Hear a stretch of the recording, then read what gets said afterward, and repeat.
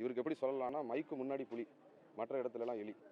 என்ன காரணத்தினால சொல்கிறேன்னா, ஒரு தொழிலதிபர் மூலமாக இந்த பிரச்சனைக்கு நடுவில் வார்த்தை அனுப்பி விடுறாரு.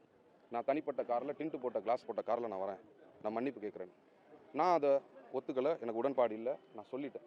வேண்டாம், பொதுவெளியில் இவ்வளோ பெரிய குற்றச்சாட்டு வச்சுருக்கீங்க, சாதி ரீதியாக செயல்படுறாரு, பிறப்பு வெறுப்பு, என்னுடைய வீட்டில் இருக்கிற பெண்களை எல்லாம் ஃபோட்டோகிராஃபெல்லாம் மார்க் பண்ணியிருக்கிறார், என் குழந்தைங்களுக்கு கொலை மிரட்டல் விட்டுருக்குறாங்க அவங்க கட்சிக்காரங்க.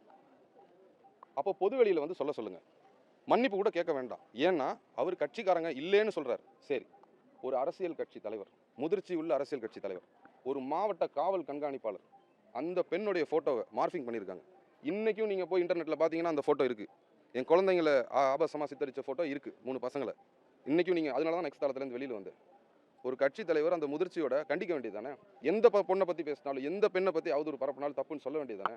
எங்களை பற்றி எழுதுனாங்க, உங்களை பற்றி எழுதுனா பொறுத்து போங்க. இது என்ன மாதிரி ஒரு மனநிலை உள்ள ஒரு ஆள் அவர்? அதிமுக முன்னெடுத்த போராட்டத்தை பாஜக மாநில தலைவர் அண்ணாமலை வந்து பாராட்டி இருக்காரு. அதான் பாராட்டிட்டார். அப்புறம் என்ன,